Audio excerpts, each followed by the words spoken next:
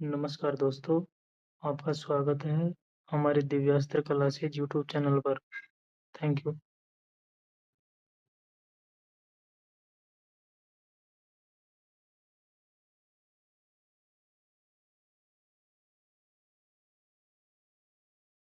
जय हिंद दोस्तों, मैं नवीन शर्मा आप सभी का स्वागत करता हूं। आशा करता हूं आप सब एकदम अच्छे हैं, एकदम बेहतरीन हैं। एक बार सारे प्यारे दोस्त बताएंगे आप सब कैसे हैं। उम्मीद करेंगे बहुत अच्छे होंगे, बहुत शानदार होंगे, जबरदस्त होंगे, जिंदाबाद होंगे और न जाने क्या क्या होंगे।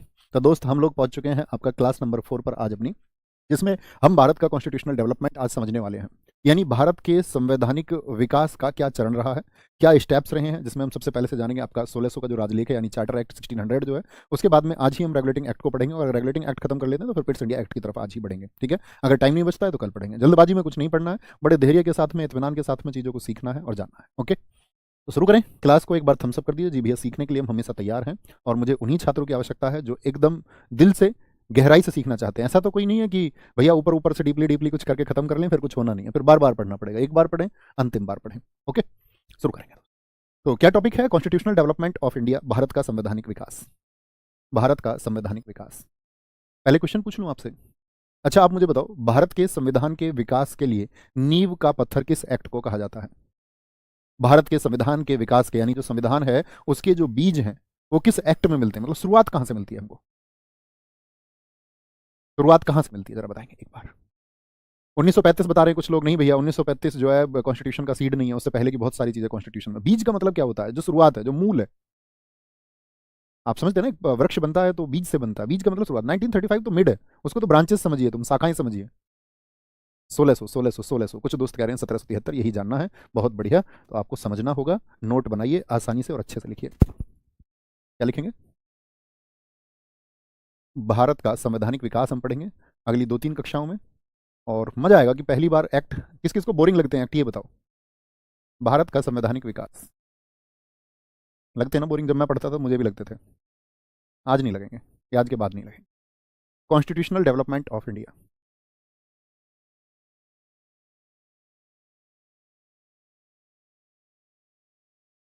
डेवलपमेंट ऑफ इंडिया समझना दोस्त बड़े अच्छे से। इसका जो शुरुआत हम करते हैं उसमें सबसे पहले हमको पढ़ना पड़ता है चार्टर एक्ट। प्यारे से नोट्स बनाना और सीखना। चार्टर एक्ट 1600, ये जिसको हम कहते हैं 1600 ईस्वी का राजलेख।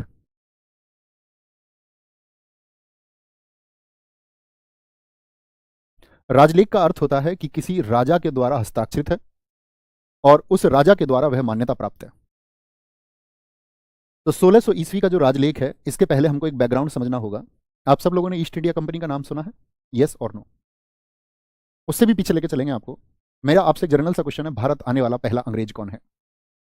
भारत आने वाला पहला अंग्रेज, कहीं किनारे पे लिखना। भारत आने वाला जो सबसे पहला अंग्रेज है उसका क्या नाम है? 1579 में आया, नाम है स्टीफन थॉमस।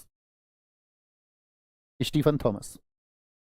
इसके बाद में जो आपका दोस्त दूसरा अंग्रेज भारत में आया, उसका नाम है रॉल्फ फिच। रॉल्फ फिच, ये आया 1583 में। कब आया? 1583 में। अच्छा, इस समय पे कौन सा मुगल शासक था भारत में? तो आप कहेंगे भैया 1556 से लेकर के 1605 तक अकबर का शासनकाल है, जो कि भारत के इतिहास में मुगलों का, भारत के इतिहास तो नहीं कह सकते, मुगलों में सबसे बड़ा शासनकाल है। क्योंकि भारत के इतिहास की अगर हम बात करते हैं तो सबसे बड़ा शासनकाल वो बिंबिसार का आता है। ठीक है, उसका 52 वर्षों का शासनकाल है। तो समझने की चीज क्या है कि अंग्रेज भारत में आए, दरअसल में ये तो ईसाई मिशनरी थे, ईसाई धर्म का प्रचार करने आए थे। हाँ? लेकिन इन्होंने भारत में घूम के देखा कि भारत की स्थिति क्या है।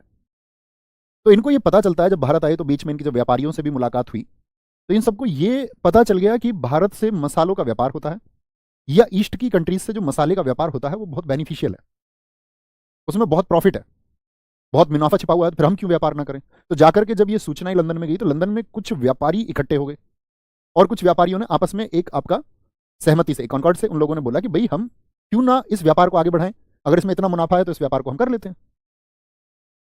तो इस तरह से कुछ लोगों ने मिलकर के ईस्ट इंडिया कंपनी बनाई, मतलब कुछ इन्वेस्टर्स ने मिलकर। लेकिन अब इन्वेस्टर्स जब व्यापार करेंगे तो जिस देश के वो व्यापारी हैं उस देश का जो राजा है वो परमिशन दे, तभी तो।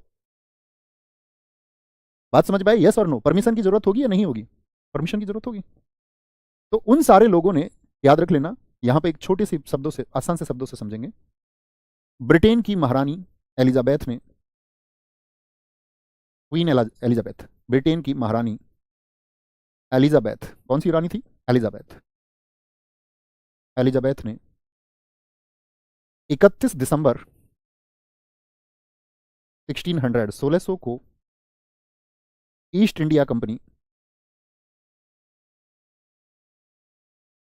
ईस्ट इंडिया कंपनी की स्थापना करके, स्थापना करके उसे पूर्वी देशों के, पूर्वी देशों में, पूर्वी देशों में 15 वर्षों तक व्यापार करने का, व्यापार करने का एकाधिकार, एकाधिकार प्रदान किया। अब बात को समझना है, यहां से बहुत सारी चीजें समझे। कौन थी ब्रिटेन की महारानी जब ईस्ट इंडिया कंपनी बनी थी? एलिजाबेथ। ईस्ट इंडिया कंपनी कब बनी? 31 दिसंबर, 31 दिसंबर 1600 को। और इसमें जो निवेशक थे, या मैं पूछूं इसमें आपका जो शेयर होल्डर्स थे, इन्वेस्टर्स थे, उनकी संख्या थी उस टाइम पे 217, क्या बोलेंगे? और इसका नाम क्या रखा गया? East India company. क्या बोल सकते हैं आप इनको? निवेशक या share holders. Share holder word समझते हो? शेयर होल्डर से मतलब है साथी कि भाई कोई यात्रा होगी, अब मान के चलिए एक जहाज जो है आपका, वो यात्रा के लिए जाएगा, तो उस यात्रा में, उस जर्नी में कुछ खर्च आएगा या नहीं आएगा? यस और नो? तो ये निवेशक कहते हैं कि भाई यात्रा में जो भी खर्च आएगा उसको हम मिलके आपस में शेयर मिला करके उसका खर्च उठाएंगे, उन एक्सपेंडिचर्स को हम सहन करेंगे, लेकिन बाद में जो प्रॉफिट होगा उसको भी हम, ब्रिटेन की महारानी का उसमें हिस्सा होगा और बाकी जो प्रॉफिट होगा उसको हम बांट लेंगे। छोटी सी बात होगी। तो ईस्ट इंडिया कंपनी की स्थापना करके उसे पूर्वी देशों में 15 वर्षों तक, कितने वर्षों तक के लिए? 15 वर्षों तक के लिए एक एकाधिकार, एकाधिकार का मतलब क्या होता है? एकाधिकार मतलब मोनोपॉली दी गई, मोनोपॉली। देखो ऐसा समझिए उदाहरण से, जैसे आज देश में किसकी सरकार है? बीजेपी। देश के किसी एक उद्योगपति का नाम आप लीजिए, मान के चलिए राधा कृष्ण दामानी, गौतम अडानी, मुकेश अंबानी, कुछ भी समझ लीजिए। कोई एक बिजनेसमैन मोदी जी के पास जाए, मोदी जी से जाके बोले कि भाई मुझे फ्रांस में कोई व्यापार करना है, कहां जाके? फ्रांस में मुझे कोई व्यापार करना है और उससे देश से आपको इस तरह से फायदा होगा, तो वो परमिट देंगे। और साथ में वो क्या बोल दें कि भाई सिर्फ अकेली कंपनी तुम हो, तुम्हारे अलावा और किसी को अथॉरिटी नहीं है और किसी को राइट नहीं है कि कोई दूसरी कंपनी जा पाए। एकाधिकार का मतलब समझ गए? मोनोपोली मतलब सिर्फ कौन काम कर सकता था ईस्ट के देशों के साथ में? किसके साथ में? ईस्टर्न कंट्रीज के साथ में, पूर्वी देशों के साथ में, सिर्फ और सिर्फ ईस्ट इंडिया कंपनी। मुझे बताएं फटाफट से, ईस्ट इंडिया कंपनी का जो ये एकाधिकार है ये किस एक्ट से खत्म किया गया था? पहले तो ये 15 वर्षों के लिए मिला, फिर बढ़ता रहा, बढ़ता रहा, बढ़ता रहा। जब हम 1813 को पढ़ेंगे, 1813 के एक्ट में क्या हुआ था? ईस्ट इंडिया कंपनी के जो एकाधिकार हैं उनको खत्म कर दिया गया था। अच्छा आपसे मैं पूछूं, ईस्ट इंडिया कंपनी को कब खत्म किया गया? 1858 के एक्ट से। ये छोटी छोटी चीजें आपको पता होनी चाहिए, इनको कहीं नोट कर लीजिए किनारे पर। ईस्ट इंडिया कंपनी की अगर हम बात करते हैं, पहली बात तो लिखें ईस्ट इंडिया कंपनी, ईआईसी लिख रहा हूं मैं, इसको साइलेंट कर दो भाई। East India company, EIC, east India company का नाम ईस्ट इंडिया कंपनी 1833 में हुआ, यानी पहले इसका ये नाम नहीं था। कब नाम हुआ है बताएंगे? 1833 में। तो मुझे सारे दोस्त बताएं ईस्ट इंडिया कंपनी का पुराना नाम क्या था? आंसर करेंगे, नोट बना के लिखना है। ईस्ट इंडिया कंपनी का पुराना नाम, या जब उसकी स्थापना हुई थी का 1833 में हुआ ये नाम, तो 1600 में जब उसकी स्थापना हुई तो उस समय पे क्या नाम था? तो उसका नाम था दोस्त आपका the governor and company of merchants, the governor and company of merchants. कहां के मर्चेंट्स थे? मर्चेंट्स का मतलब होता है व्यापारी। Merchants of London trading, London trading into in east Indies, यानी ईस्ट इंडीज कंट्रीज के साथ में व्यापार करने के लिए व्यापारियों का एक समूह। आराम से लिखेंगे, the governor and company of merchants of London trading in east Indies. East India company का 1600 में नाम। आगे आते हैं, इसे ही मर्चेंट ऑफ एडवेंचर्स, मैं आपको दिखाऊंगा किस एग्जाम में ये पूछा गया है। इसे ही मर्चेंट ऑफ एडवेंचर्स,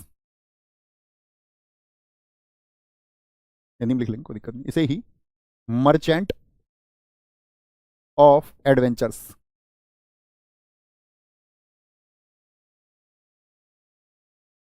के नाम से जाना जाता था। ठीक है, लिखना। इसकी शक्तियां, जो ईस्ट इंडिया कंपनी की पावर्स हैं, इसकी शक्तियां 1858 के एक्ट से 1858 के एक्ट से खत्म कर दी गई।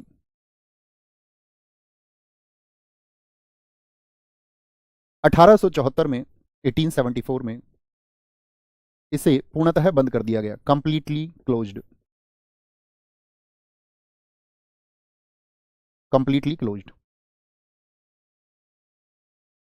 बात को समझे। 1874 में, बहुत सारे साथियों ने आंसर दिया 1874 में। देखो ये सारे फैक्ट काम आएंगे हमारे, धीरे धीरे धीरे धीरे आप जैसे आगे बढ़ेंगे तो इन सब से क्वेश्चन मैं आपसे पूछूंगा। ठीक है, तो मर्चेंट ऑफ एडवेंचर्स मतलब भाई एडवेंचर का काम तो था ही, समुद्री रास्ते थे, व्यापार करना था, और क्या इनके सामने ऐसी ऑब्स्टेकल्स थी जिनसे इनको लड़ना था, अभी बात करेंगे। इसकी पावर्स कब खत्म हुई? 1858 में, तो 1857 की क्रांति हो गई, तो आपका 1858 से हम आगे चल के जानेंगे कि क्राउन का शासन शुरू हो गया था। 1874 में से पूर्णतः बंद कर दिया। क्या ईस्ट इंडिया कंपनी आज भी है या नहीं है? ईस्ट इंडिया कंपनी 2003 में फिर से शुरू हो गई। आज ये कंपनी अगर मैं बात करूं तो आपका चाय और कॉफी का बिजनेस करती है, लेकिन एक इंडियन है संजीव मेहता, उन्होंने इसे खरीद लिया 2005 में, उन्होंने इसे खरीद लिया था। ताली बजाओ इस बात पे। वो ईस्ट इंडिया कंपनी जिसकी वजह से आप आगे चल के धीरे धीरे जानेंगे इस बात को, जिसकी वजह से हम गुलामी के सिकंजे की तरफ गए, उसको एक भारतीय ने अंततः खरीद लिया। ये खुशी की बात है। ठीक है, वर्तमान में इसके मालिक कौन है? एक भारतीय है। क्या नाम है उनका? संजीव मेहता। यहां पर नोट करेंगे छोटी सी बात और, ईस्ट इंडिया कंपनी, ईआईसी लिख दूं, कोई दिक्कत नहीं है ना? ईआईसी, ईस्ट इंडिया कंपनी की स्थापना के समय, at the time of establishment of east India company, east India company की स्थापना के समय भारत में अकबर का शासन था। कौन रूल कर रहा था इंडिया में? अकबर, क्योंकि अकबर का शासनकाल है 1556 से लेकर के 1605 शासनकाल था। तो भैया कोई दिक्कत इतनी बात में? कोई दिक्कत नहीं है, छोटी सी बात है। आप देखते हैं इनको, आप मुझे बताएं इनको क्या चार्टर मिल गया? चार्टर का मतलब राजलेख इनको दे दिया, किसने दे दिया? क्वीन एलिजाबेथ ने। भाई ठीक है, तुम बिजनेस करो जाकर के ईस्ट इंडीज के साथ में, पूर्वी देशों के साथ में। पूर्वी देश मतलब पूर्वी देश इसलिए बोलते हैं जो यूरोप के पूर्व में है। जैसे अगर हम बात करते हैं यूरोप के पूर्व में, आपका अगर मैप को इस तरह से देखें हम, आप जानते होंगे कि ये क्या, कौन सी डायरेक्शन होती है? नॉर्थ होता है। वर्ल्ड मैप देखा है ना आपने?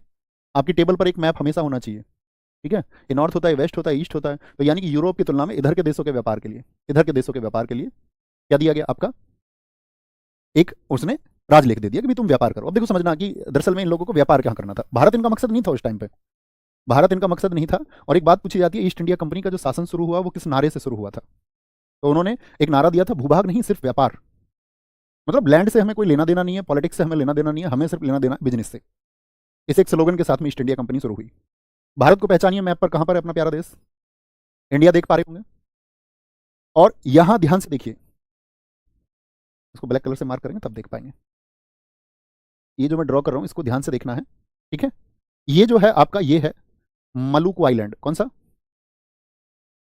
मलुकू द्वीप, मलुकू आइलैंड कहां पे पड़ता है? इंडोनेशिया के पास में, इंडोनेशिया के पास में। तो मलुकू आइलैंड की तरफ, क्योंकि मलुकू आइलैंड मसालों के लिए बहुत चर्चित है। और मसालों में भी अगर आप देखोगे तो एक टाइम पे ब्लैक गोल्ड किसको कहा जाता है? कौन से मसाले को कहा जाता है ब्लैक गोल्ड? मैं आपसे क्वेश्चन पूछूं तो ब्लैक गोल्ड आप बोलोगे भैया ब्लैक पेपर को कहा जाता है। किसको? ब्लैक पेपर को कहा जाता है। ब्लैक पेपर बोले तो काली मिर्च। अब इसको ब्लैक गोल्ड क्यों बोलते हैं? क्योंकि उस टाइम इसकी मार्केट में बड़ी डिमांड थी यूरोप में, और इसका जो सबसे बड़ा सेंटर था वो था आपका मलुकू आइलैंड। तो मलुकू आइलैंड के लिए वो लोग आए आपका। अब यहां आकर के उनको पता चलता है अंग्रेजों को कि भाई यहां जो कंट्रोल है वो डच का है। मलुकू आइलैंड पर किसका नियंत्रण था? यहां पर बोलेंगे एक बार। यहां पर थे आपका डच। डच किनको बोलते हैं? जो लोग हॉलैंड के व्यापारी थे, हॉलैंड के निवासी थे। हॉलैंड जिसका अभी नाम क्या है आपका? नीदरलैंड।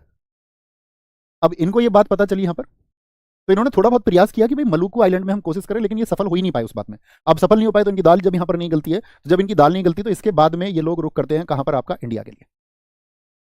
तो सबसे पहले कहां गए थे? ये जो एरिया है इसको बेसिकली ईस्ट इंडीज बोलते हैं। तो जो परमिशन मिली थी वो ईस्ट इंडीज के लिए, लेकिन जब यहां पर बात नहीं बनी तब इन्होंने इंडिया की तरफ रुख किया। कौन पावरफुल था? आप देखोगे ब्रिटेन पावरफुल नहीं था। ब्रिटेन से आप देखोगे कि पहले जो पूरी दुनिया में यात्राएं की या कंट्रोल किया, पहले स्पेन था, फ्रांस था, वो बहुत पावरफुल कंट्रीज थे ब्रिटेन से। ब्रिटेन तो लूटमारी वाला देश था। आप ये समझिए ब्रिटेन गरीब देश था इस समय पर। और वो तो ये करते थे, जो फ्रेंच लोग आपका बिजनेस करते थे उनके जहाजों को लूटते थे ये लोग। इनके जो आपका मर्चेंट्स थे, इनके व्यापारी मतलब लूट का काम करते थे। सोच रहे भैया ऐसा, मतलब इतनी खराब स्थिति, हाँ इतनी खराब स्थिति थी सही में। तो यहां से ये लोग क्या करते हैं, फिर इंडिया की तरफ आते हैं, और इंडिया की तरफ आते हैं तो यहाँ पे क्या होता है आपका, ध्यान से देखना कि ये जो हॉलैंड का कंट्रोल था, हॉलैंड का कंट्रोल तो खत्म नहीं हुआ, और हॉलैंड ही था यानी डच ही थे जो सप्लाई करते थे, किसको सप्लाई करते थे, आपका यूके को, यूके वाले एरिया को, सारे को, ब्रिटेन को। मतलब अब अंग्रेजों को मजबूर किसके होना पड़ा कि भाई खुद तो कंट्रोल कर नहीं पाए, तो सीधी सी बात है अब खरीदना भी किससे पड़ेगा, खरीदनी भी पड़ेगी काली मिर्च या बाकी सब कुछ इनसे। अब इनको लगता है कि यार एक काम करते हैं, इंडिया की तरफ चलते हैं, शायद वहां कोई स्कोप बने, इंडिया की तरफ शायद कोई स्कोप हमारा बन जाएगा। ठीक है, अब इंडिया की तरफ स्कोप, तो उधर आपका ये तो यात्रा भेजी गई है, और पीछे से काम कौन कर रहा है आपका, ईस्ट इंडिया कंपनी के जो इन्वेस्टर्स बैठे हुए हैं। क्या वो यात्रा पर इन्वेस्टर्स, बताओ एक बार। आप कहेंगे नहीं भैया वो तो वहां बैठे बैठे लीड कर रहे थे। एक छोटी सी बात समझना, वापस यहीं लेके आऊंगा आप लोगों को, छोटी सी बात से समझना। ईस्ट इंडिया कंपनी की स्थापना के समय भारत में कौन है, बताएंगे एक बार। स्थापना के समय भारत में अकबर है, अकबर। ओके, अब कहां थे ये, भारत से समझिए। अच्छा आप मुझे बताएं, जैसे मलुकू आइलैंड पर मैंने आपसे कहा कि डच कंट्रोल में थे, भारत में किसका कंट्रोल होगा, भारत में उस समय पुर्तगाली बड़ी शक्ति थे। भारत के व्यापार पर किसका कंट्रोल था, पोर्टुगीज का। अब बड़ी दिक्कत आई कि भैया अब व्यापार कैसे होगा फिर ईस्ट इंडिया कंपनी का। तो क्या सबसे पहला प्रयास किसके लिए किया उन्होंने, इंडिया, उन्होंने पता चला कि भाई वहां पे जो क्वीन थी आपका एलिजाबेथ, और क्वीन एलिजाबेथ की डेथ हुई थी 1603 में, यानी ईस्ट इंडिया कंपनी के बनने के तीसरे साल में क्वीन एलिजाबेथ मारी जा चुकी थी। और क्वीन एलिजाबेथ के बाद में जो आपका राजा बने थे वो थे आपके जेम्स सिक्स। फटाफट से नाम लिखो एक बार, क्या नाम है, जेम्स सिक्स। क्वीन एलिजाबेथ, एक बात समझना, क्वीन की डेथ कब होगी, क्वीन की डेथ हो गई आपका 1603 में, और क्वीन एलिजाबेथ के बाद में कौन आ गया आपका, जेम्स सिक्स, जेम्स सिक्स। ठीक है, अब इससे ये लोग मिलते हैं जो डायरेक्टर्स थे। अब डायरेक्टर से क्या मतलब है भैया, जो ईस्ट इंडिया कंपनी बनी थी उसमें एक बात किनारे पे कहीं नोट कर लो, किनारे पे कहीं नोट करना, ईस्ट इंडिया कंपनी जो थी, ईस्ट इंडिया कंपनी में एक तो वहां पर आपका गवर्नर था, ठीक है, एक आपका डिप्टी गवर्नर, क्या बोलेंगे उसको, उप गवर्नर, उप गवर्नर था, यानी एक गवर्नर, एक डिप्टी गवर्नर, और आपका 24 मेंबर्स थे, मेंबर्स थे। ये किसमें है, ईस्ट इंडिया कंपनी में। और जो ये 24 मेंबर थे गवर्नर और उप गवर्नर के साथ में, इसको बोलते थे board of directors, board of directors. क्या बोलते थे इसको, board of director, board of directors इसको कहा जाता था। ठीक है, या बोर्ड ऑफ डायरेक्टर बोले, हिंदी में निदेशक मंडल भी कह सकते हैं, निदेशक मंडल। और इसमें जो ये मेंबर चुने जाते थे, ये सब चुने जाते थे एक वर्ष के लिए। फटाफट से आंसर करें, कितने दिन के लिए चुने जाते थे, ईस्ट इंडिया कंपनी में जो बोर्ड ऑफ डायरेक्टर्स थे वो कितने दिन के लिए चुने जाते थे, तो आप कहेंगे वो चुने जाते थे भैया आपका एक वर्ष के लिए। तो जब ये जेम्स सिक्स इसकी जगह पे आ गया तो इन लोगों को पता चला कि यार हमारी तो बात कहीं बनेगी नहीं ऐसे बिजनेस के लिए। हम वहां गए आपका इंडोनेशिया के पास में, वहां हम फेल है, वहां डच का कंट्रोल है, वहां डच का कंट्रोल है। इंडिया में आए तो इंडिया में कंट्रोल किसका बताया, पुर्तगाल का कंट्रोल था। तो ये कह रहे कि हमारी तो बात बनी नहीं पाएगी। तो उन्होंने कहा कि भाई पुर्तगालियों का कंट्रोल है, लेकिन एक बात तो पता करो, अगर वहां का राजा परमिशन हमें दे दे, वहां का राजा ये बोल दे कि भाई ठीक है तुम व्यापार कर लो, तो फिर तो कोई दिक्कत ही नहीं है। तो उन्होंने कहा पता करो राजा कौन है, तो राजा पता चलता राजा अकबर है। तो अकबर के नाम का एक आदेश लिखा गया, किसके द्वारा, जेम्स सिक्स के द्वारा। समझना मेरी बात को, अकबर के समय का एक आदेश, अकबर के नाम पर इसने क्या लिखा, अकबर के नाम पर एक आदेश लिख देता है कि भाई हम तुम्हारे साथ में, अकबर के नाम पर एक आदेश लिखता है। आदेश क्या मतलब, एक प्रार्थना समझो इसको, क्योंकि इतने मजबूत नहीं थे कि आदेश दे पाए उस स्थिति में। एक प्रार्थना पत्र इसने लिख दिया जेम्स सिक्स ने कि भाई तुम जाना और तुम बताना कि भाई ब्रिटेन का राजा है, वो चाहता है, तो शायद ऐसे संभावना है कि राजा राजा का सम्मान करके दे दे। उन्होंने बोला यार ठीक है, लेकिन उनके बारे में पता क्या चला है। तो जो लोग मैंने बताया, जैसे स्टीफन थॉमस पहला अंग्रेज था और रॉल्फ फिच आपका दूसरा अंग्रेज था, तो उन्होंने बताया था कि भाई मुगल जो है ना वो कौन सी भाषा बोलते थे, फारसी भाषा बोलते थे। समझना इस बात को, मेरे को ध्यान को, हम थोड़ा इसको इतिहास की तरफ इसलिए लेके जा रहे हैं, नहीं तो आप कुछ समझ नहीं पाओगे, फिर रटने रटाने वाली बात हो जाएगी। पर उसके लिए तो आपके पास किताब विताब सब कुछ है, मजा आएगा मतलब।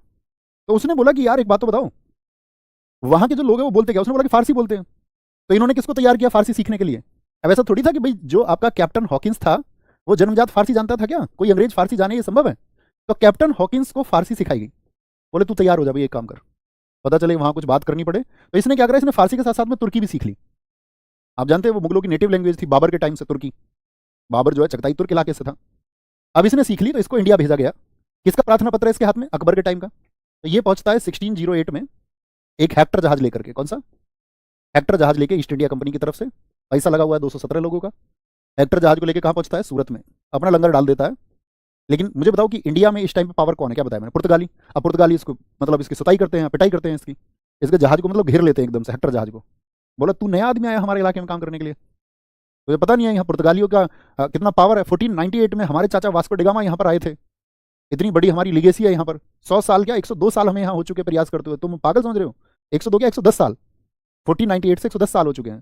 तुम ऐसे ही मुंह उठा के अपना जहाज लेके भागे आ रहे हो यहाँ। तो होता क्या है कि हेक्टर जो जहाज था इसको कब्जे में ले लिया, लेकिन इसके पास गिफ्ट थे बहुत सारे। अब राजा से मिलने जा रहा था तो गिफ्ट लेके आया। बहुत सारे गिफ्ट थे इसमें, पुर्तगालियों को बहुत सारे गिफ्ट दे दिया। तो बोला भाई साहब मुझे प्लीज आप राजा से मिलवा दो, कैसे भी अकबर से मिलवा दो। बोला अकबर तो यहाँ नहीं है, अकबर तो अपने दरबार में मिलेगा। अब वहां जो लोग उसे मिले उन्हें भी नहीं पता कि अकबर तो मर चुका है। अकबर की मौत कब हो गई है? 1605 में। और अकबर के बाद में कौन आ चुका था गद्दी पे, इसको पता ही नहीं है। क्योंकि अभी भी जो ये यात्रा पे चला उस टाइम अकबर के नाम का, इन लोगों को पता ही नहीं अकबर की डेथ भी हो चुकी है। तो भैया इसको ये गिफ्ट लेकर के इससे 1609 में इसको पहुंचाते हैं आगरा। ठीक है, मिल लो ना,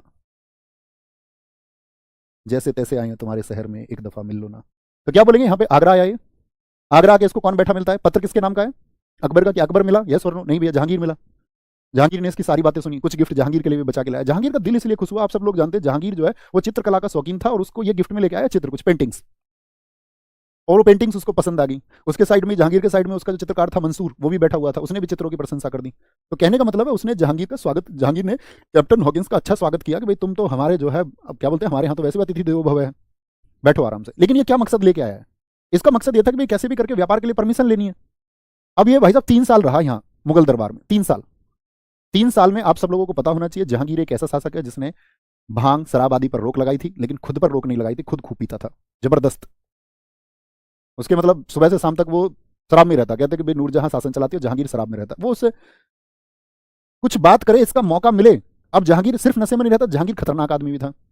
एक सैनिक ने अपना वेतन बढ़ाने के लिए कह दिया हॉकिंस के सामने, जहांगीर ने उसको शेरों से लड़ने के लिए छोड़ दिया पिंजरे में, क्योंकि तुम्हें शेरों से कुश्ती लड़नी है। उसने सोचा भाई इससे तो कुछ कहना भी बेकार है, यहाँ आके फंस तो नहीं गया मैं। अब ऐसा नहीं था कि चुपचाप भाग जाए, बोला मौका मिलेगा कभी ना कभी। तो वो देखता था, उसके साथ में 10-20 गार्ड रहते थे जहांगीर के। वो बस इस बात के लिए थे कि जहांगीर कब आदेश करे पनिशमेंट देने का और वो पनिशमेंट दे दे। अब उसने सोचा चलो कभी तो मौका मिलेगा। वो शाम वाम को बैठता था उसके पास में, ठीक है। तो अब इसको पहले भी पता था कि ये जो मुगल शासक है शराब पीते हैं, तो शराब वराब भी लेके आया था, रेड वाइन गिफ्ट करी इसको। उसने धीरे धीरे सारी खत्म कर ली, लेकिन इसको परमिशन नहीं दी। सब कुछ दिया इसको, 400 का मनसब बनाया। 400 जात का मनसब, मनसब मतलब मनसबदारी प्रथा थी मुगलों के टाइम पे, उसके लिए वेतन मिलता था। मतलब इसको वेतन भी मिलता था। इसकी शादी करवाई, एक आर्मेनियाई लड़की थी बहुत सुंदर, इसकी चॉइस से शादी करवाई। मतलब इसको सब कुछ दिया। लेकिन जब कभी भी ये बैठे कि भैया वो भाई साहब बिजनेस के बारे में बात करनी, अब नशे में समझ रहा जहांगीर को पगले, मतलब इसको परमिशन नहीं देता था। ये बेचारा 3 साल में थक गया। ये समझ गया कि यार मैं इसको जो समझ रहा हूँ ना चला लूंगा, इस पे चक्कर चला दूंगा, वो चक्कर चलने का नहीं है। यानी कहने का मतलब है हॉकिंस तो विफल रहा। हॉकिंस क्या बोलेंगे, विफल रहा। और इतना विफल रहा कि बेचारे की वापस जाते टाइम डेथ भी हो गई। अब दूसरा ऑप्शन खोजा जाए। दूसरा ऑप्शन कौन है ईस्ट इंडिया कंपनी के पास में? उन्होंने बोला यार ये पहले वाला तो बेकार है, हॉकिंस बढ़िया आदमी नहीं है। 1615 में, अब इन्होंने ऑफिशियली भेजा है, 1615 में आधिकारिक राजदूत, आधिकारिक राजदूत मतलब ऑफिशियल एम्बेसडर बना करके भेजा अपना, official ambassador, official ambassador Thomas Roe, Thomas Roe को बनाकर भेजा। अब अंग्रेज इतना तो समझ चुके थे कि यार ये जो है ना मुगल बहुत शक्तिशाली हैं, क्योंकि यार अकबर इतना बड़ा साम्राज्य छोड़ के गया जहांगीर के लिए। अब इनके पास कुछ था नहीं कि उसको कुछ बड़ा गिफ्ट कर दें, क्योंकि उनके पास पहले से सब कुछ बड़ा बड़ा था। तो उनको तो सब कुछ छोटा छोटा लगता था। तो क्या बोलेंगे, उन्होंने थॉमस रो को बना के भेजा। थॉमस रो यहाँ पे एक बात समझ गया था कि ये जो मुगल है ना ये पुर्तगालियों के प्रभाव में, और पुर्तगाली यहाँ पे बिजनेस कर रहे थे बहुत अच्छा अपना। तो इसने क्या बोला कि पहले जो ये पुर्तगाली है ना इनको थोड़ा कमजोर करना पड़ेगा। तो एक अंग्रेज अधिकारी आया था मिडल्टन, आपने को पता हो, तो उसने पुर्तगालियों को हराया था सवाली वॉर में। यस और नो? सवाली वॉर लड़ा गया था 1612 में। मतलब थॉमस रो के आने से पहले प्लानिंग हुई थी कि पुर्तगालियों को एक युद्ध में हराया जाएगी, कम से कम हमारी ओर नजर तो जाएगी ये पुर्तगाली बड़ी शक्ति नहीं है, हम भी बड़ी शक्ति हैं। 1612 में तो सवाली वॉर में पुर्तगालियों को हरा दिया अंग्रेजों ने। यहाँ पे अंग्रेजों का जो आपका नेतृत्व कर रहा था वो था मिडल्टन। तो कहने का मतलब है मुगलों को ये लगा कि हाँ यार ऐसा नहीं है कि पुर्तगाली ही शक्ति है, ये भी शक्ति है। तो यहाँ पर आकर उनका माइंडसेट चेंज होता है इनके लिए। तो ये क्या बोलते हैं, थॉमस रो को परमिशन दे देता है जहांगीर। तो परमिशन प्राप्त करने में कौन सफल रहा? थॉमस रो को परमिशन मिली, यस और नो? जी भैया। लेकिन जो ये परमिशन मिली है ना ये मिली कोस्टल एरिया के लिए। कोस्टल एरिया बोले तो समुद्र तटों के लिए। कहाँ के लिए? समुद्र तटों के लिए। यहाँ पर आपका आंध्र में, जैसे आप जानते हैं कि इन्होंने अपना कहाँ पे आपका मसूलीपट्टनम में एक फैक्ट्री बनाई, मसूलीपट्टनम आंध्रा में, आंध्रा मसूलीपट्टनम में, कि कोस्टल एरिया में। ये समझ गया कि भाई अंदर व्यापार अभी बहुत मुश्किल है, क्योंकि अभी मुगल बहुत मजबूत है। ठीक है, या तो ये कमजोर हो या हम बाहर बाहर व्यापार कर लें। तो आंध्रा के मसूलीपट्टनम में यहाँ पे इन्होंने व्यापार किया था। ठीक है, धीरे धीरे क्या होता है, धीरे धीरे ये होता है कि इनका जो व्यापार है वो कोस्टल एरिया पर बढ़ने लगता है। और आप जानते ही हैं ये जो व्यापार बढ़ रहा है उसके लिए परमिशन लेने में सफल कौन हुआ है, थॉमस रो। किससे, जहांगीर से। ये भी याद रख लेना, परमिशन इसको किससे मिली, जहांगीर से। कहते हैं जहांगीर को इसने गुलाब गिफ्ट कर दिया। अच्छा, मुगलों को गुलाब से कितना प्रेम है ये तुम जानते हो?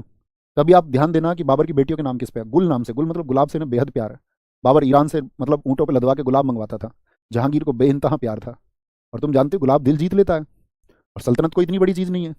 मतलब ये कहते हैं कि हमारी जो सल्तनत थी ना, जो मुगल सल्तनत है, वो अंग्रेजों के लिए एक गुलाब में बिक गई, एक गुलाब में। और तुम जानते हो गुलाब की कीमत, ठीक है, उससे सब खुश होते हैं, सब में सब आते हैं, ठीक है। तो परमिशन मिल गई, इससे आगे चलते हैं। अब इन लोगों की जो नज़र थी ना ईस्ट इंडिया कंपनी की, वो थी बंगाल पर। वाई बंगाल? देखो भारत की इकोनॉमी सब जो उस टाइम की क्या थी, जैसे आज मैं तुमसे ये बात करूं कि जो चाइना है, चीन है, वो पूरी दुनिया की मैन्युफैक्चरिंग का 25% प्रोड्यूस करता है। मतलब पूरी दुनिया जो करती है उसका 1/4 मैन्युफैक्चरिंग कौन कर रहा है, अकेला चीन। ऐसे ही उस समय पर पूरी दुनिया की टेक्सटाइल इंडस्ट्री का 1/4 इंडिया प्रोड्यूस करता था, टेक्सटाइल का। ये वेस्ट बंगाल जो था हमारा, ये क्यों इस पे नजर थी अंग्रेजों की, क्योंकि यहां था टेक्सटाइल का बिजनेस। और टेक्सटाइल में क्या आता है भैया, धागे, यार्न, धागे हो गए, वस्त्र हो गए, कपड़े हो गए, ये टेक्सटाइल इंडस्ट्रीज है। और टेक्सटाइल इंडस्ट्री पर किसकी नजर थी, क्योंकि ये दुनिया का 1/4 हम करते थे, वर्ल्ड्स 1/4, 25%। तो बड़ा बिजनेस हुआ कि नहीं हुआ? जी भैया बड़ा बिजनेस है, तो सीधी सी नजर है। दूसरा कारण क्या था कि ये प्रोस्पेरिटी का इसका कारण था यहाँ की उपजाऊ जमीन। और आज वाला वेस्ट बंगाल नहीं है, आज का जो बिहार है, आज का जो उड़ीसा है, ये सब किस में आते थे, वेस्ट बंगाल में आते थे। आज का जो बांग्लादेश है वो भी वेस्ट बंगाल में। तो इमेजिन करके देखिए कितना बड़ा एक टेरिटरी होगा, कितना बड़ा क्षेत्र होगा।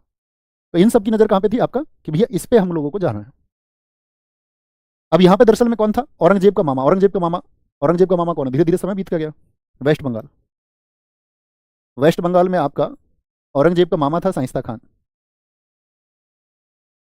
जो छत्रपति शिवाजी महाराज जी से जब हिस्ट्री पढ़ेंगे तब जानेंगे कौन है, शाइस्ता खान।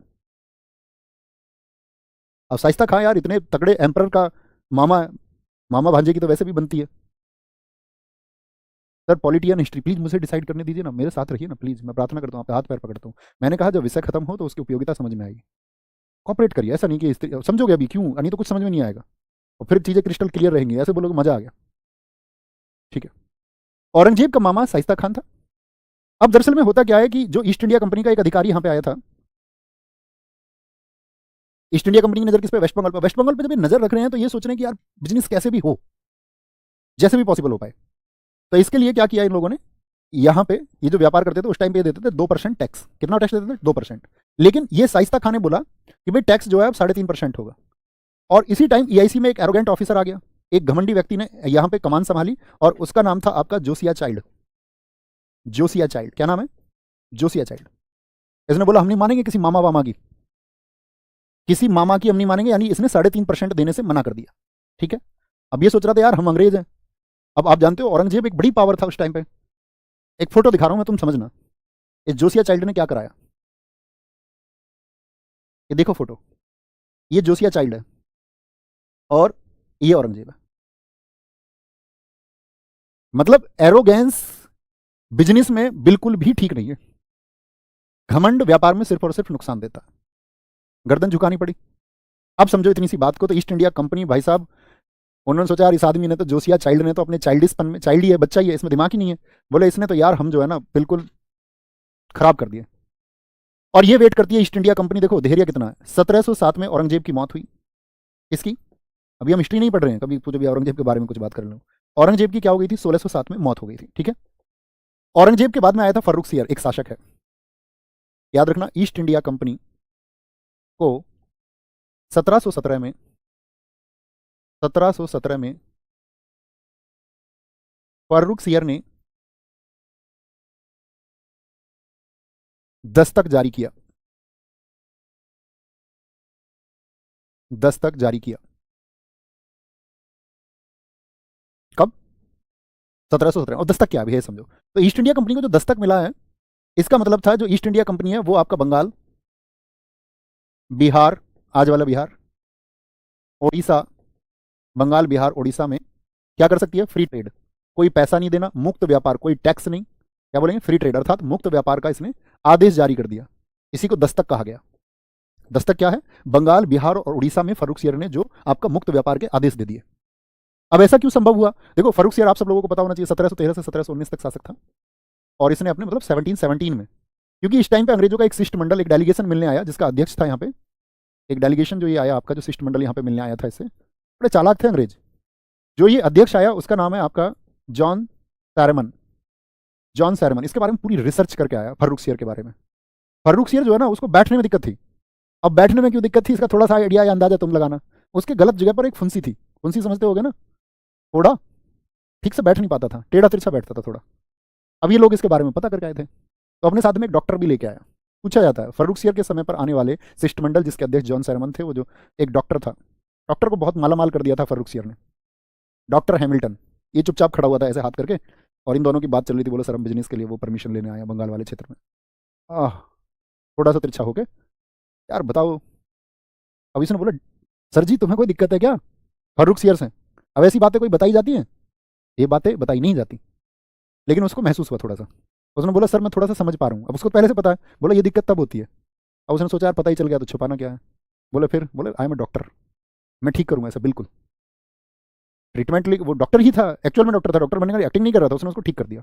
भाई साहब इतना खुश हुआ, कहते हैं कि अपने हाथों की अंगूठियाँ उतार के, अपनी माला उतार के, 5,000 रुपये नगद, बहुत बड़ी रकम हुआ करती थी उस समय, और साथ में बोला कि तुम्हें क्या चाहिए। और उसने क्या मांगा? बंगाल, बिहार और उड़ीसा में फ्री ट्रेड। बोला ले जाओ, कोई दिक्कत नहीं है, हमारे बाप दादाओं ने बहुत दिया है हमें, फैक्ट्रियों में काम कर करके, मेहनत करके। क्या बोलेंगे भैया? तो अंग्रेजों को ये मिल गया, नहीं मिला दस्तक, ठीक है। लेकिन आप जानोगे कि भाई जब औरंगजेब की मौत हो गई 1707 में, तो वो आप ये समझ सकते हैं कि औरंगजेब जो है वो अंतिम मजबूत शासक था। औरंगजेब के बाद में मुगलों का डाउनफॉल आया है। और डाउनफॉल का मतलब क्या था? डाउनफॉल का होने का मतलब ये है कि दोस्त आपका जो इनको रेवेन्यू आता था ना, भाई जैसे अकबर के टाइम पे, आज भारत में कितने स्टेट है? 28 स्टेट है। और अकबर के टाइम पे थे आपका 15 सूबे। तो 15 सूबे क्या करते थे? ये सब टैक्स कलेक्ट करके कहाँ भेजते थे? आगरा भेजते थे। लेकिन वो क्या हो गया कि जैसे जैसे फर्रुख सियर के बाद में, तो बहुत सारे तो लोगों ने क्या बोल दिया, टैक्स देना मना कर दिया। सिर्फ एक ही जगह से इनका टैक्स जाता था, और वो जगह थी बंगाल। बाकी जगह से इनका टैक्स जाना क्या हो गया था? बंद हो गया था। अब बंगाल से इनका टैक्स जाता था सिर्फ, और बंगाल से जो इनका टैक्स जाता था, तो याद रख लेना, छोटा सा पॉइंट बना लेना, मुगलों का रेवेन्यू, शॉर्ट नोट्स बनाया करो, फिर मुंह नहीं ताकना है। शॉर्ट नोट्स बनाओगे तो चीजें हमेशा क्लियर रहेंगी। मुगलों का रेवेन्यू क्या हो गया? घटने लग गया। और वेस्ट बंगाल रेवेन्यू देता था या नहीं देता था? वेस्ट बंगाल से रेवेन्यू जाता था भैया, राइट, ठीक है, बंगाल से टैक्स जाता था। बंगाल का एक नवाब था अलीवर्दी खान, उसकी 1756 में मौत हो गई, 1756 में। उसके बाद में सिराजुद्दौला आया गद्दी पर। और सिराजुद्दौला जो है, सिराजुद्दौला ईस्ट इंडिया कंपनी से हद से ज्यादा नफरत करता था। इसके एक्ट देखे ना तुमने? सिराजुद्दौला के समय पे एक एक्ट हुआ ईस्ट इंडिया कंपनी के लिए, कि इसने 20 जून 1756 को, कौन सी घटना हुई थी बताओ? सुना होगा सभी साथियों ने। एक घटना हुई थी ब्लैक हॉल ट्रेजिडी।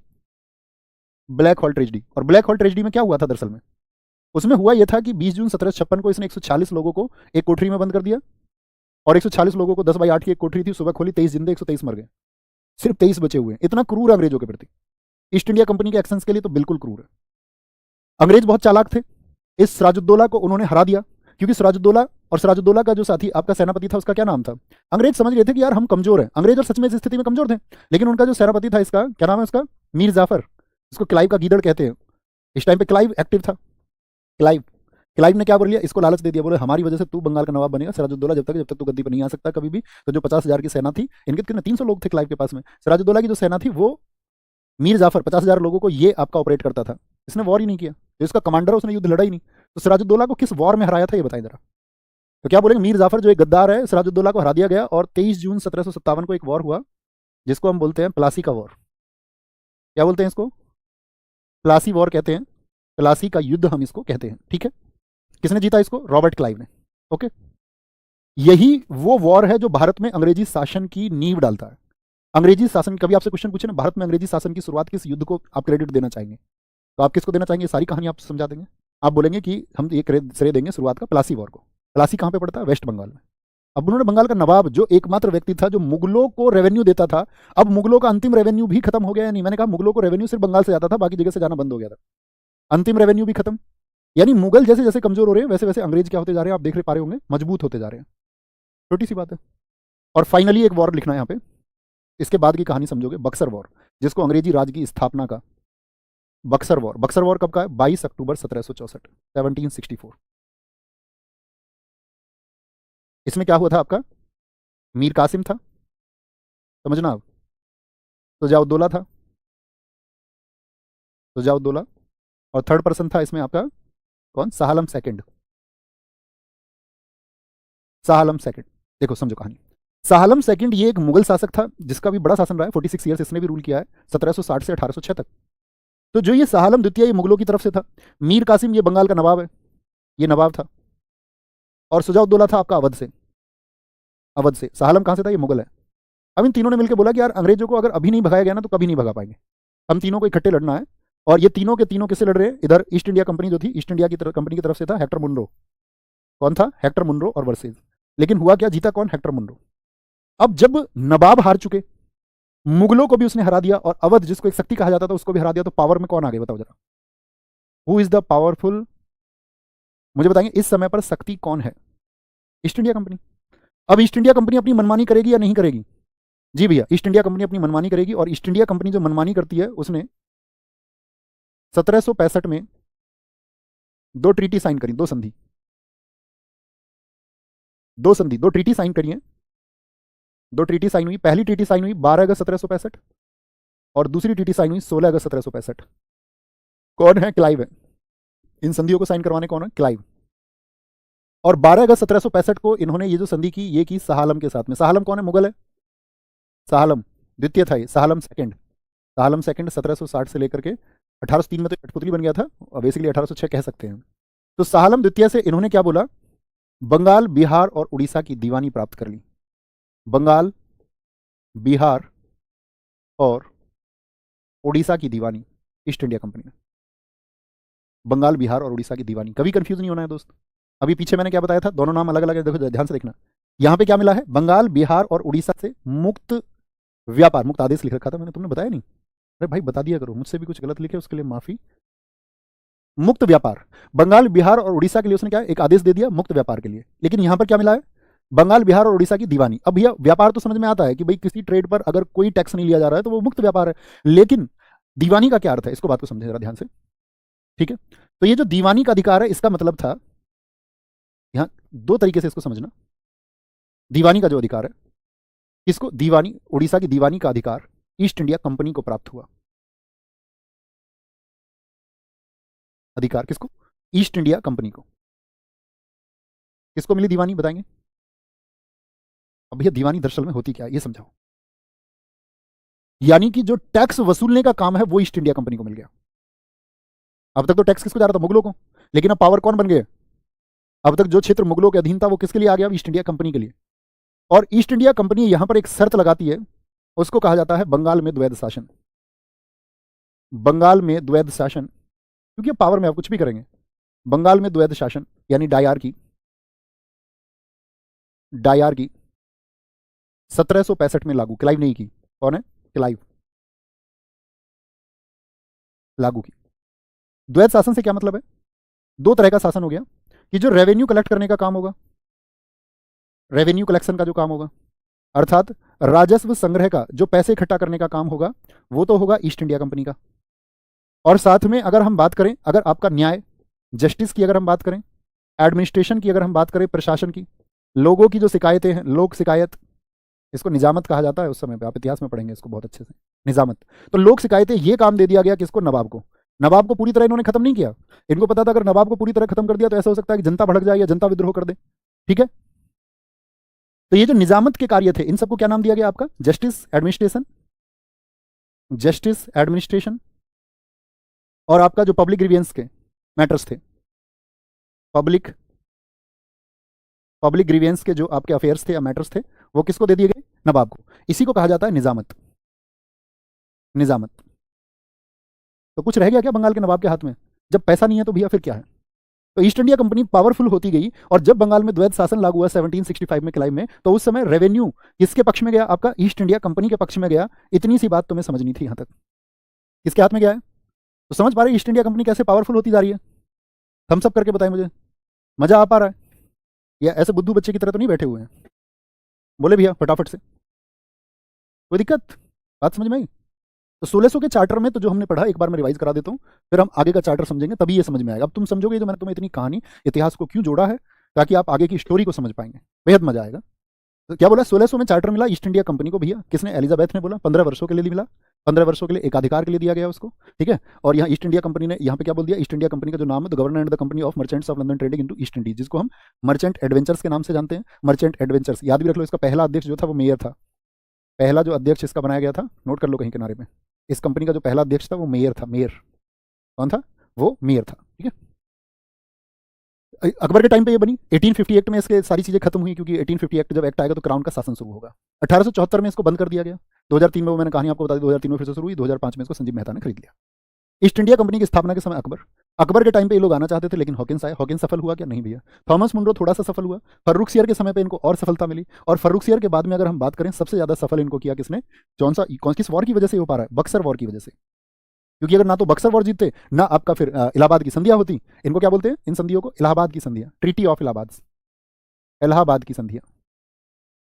जब मैं बोला करूँ ना दोस्त, अगर कुछ मिस हो भी जाए तो प्लीज लिख लिया करो, है ना। आप मेरे छोटे बड़े भाई बहन हो, माफ कर सकते हो ऐसी गलतियों के लिए मुझे, ठीक है। तो बक्सर के वॉर की वजह से ही क्या हुआ है? द्वैत शासन लागू हुआ। द्वैत शासन में क्या होता है? द्वैत शासन का मतलब क्या समझ गए? आपका क्या होंगे? आपका ड्यूअल एडमिनिस्ट्रेशन होगा, दो तरह का, जिसको डायरकी हम बोलते हैं। तो दो तरह का शासन को जो होगा तो उसको बोलेंगे द्वैध। तो एक तरफ तो पैसा हो गया और एक तरफ शिकायतें हो गई, मतलब इसको तो कुछ काम मिला ही नहीं है। अब जब मैं रिलेट करने का प्रयास करूं तब समझना। अब एक नोट बना लो छोटा सा, लिखो चार्टर एक्ट 1726, 1726। इसमें क्या होता है? इसमें होता है कलकत्ता, क्योंकि अब इनका बिजनेस बढ़ रहा है। कलकत्ता तो इन्होंने टेक ओवर कर ही लिया, बंगाल वाला। कलकत्ता, बंबई में भी इनका व्यापार था, मद्रास, पहले महानगरों को देख रहे हैं, और ये सभी कहाँ हैं? समुद्र के किनारे हैं। कलकत्ता, बंबई, मद्रास। प्रेसिडेंसी के गवर्नर, प्रेसिडेंसी के जो गवर्नर थे, गवर्नर को कानून बनाने की शक्ति दी गई।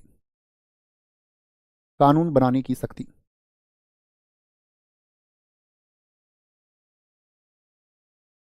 ठीक है। कहां कहां पे इनका व्यापार हो गया था? मैंने आपको बताया, बताइए जरा मुझे। आप कहोगे भैया बंबई में इनका व्यापार हो गया, ठीक है, बंबई। मद्रास में इनका व्यापार हो गया भैया, मद्रास, ये क्षेत्र था मद्रास। और आपका कहां पर? कोलकाता में। कलकत्ता में इनका व्यापार हो गया। कोलकाता नाम तो बाद में हुआ, कलकत्ता में। अब देखो, जब इनको व्यापार चलाना है तो यहाँ पे क्या है? एक एक गवर्नर है। कौन कौन है यहाँ पे? एक एक गवर्नर है। उन गवर्नर्स को क्या दी गई है? पावर दी गई है। किसके लिए पावर दी गई है? Powers for making the law, powers for law making. हाँ जी, हाँ जी, हाँ जी, भारत शामिल है पूर्वी देशों में। देखो, पूर्वी देशों से अगर मैं बात करूं, कभी आप इस बात के कंफ्यूज ना होना, आप वर्ल्ड के मैप को देखना, कभी वर्ल्ड मैप आप देखें तो वर्ल्ड मैप में अगर मैं बात बताऊं आपको, तो यहाँ पर आपको जब यूरोप आएगा तो जो पूर्वी देशों का व्यापार था वो इसके लिए दिया गया था, इस एरिया के लिए, सारे के लिए, इस वाले एरिया के लिए भी और इस सारे एरिया के लिए भी। ठीक है, आपके पास कभी वर्ल्ड मैप हो तो आप समझ लेना, यूरोप के कंपेरिजन में इस एरिया और इस एरिया के लिए, सबके लिए।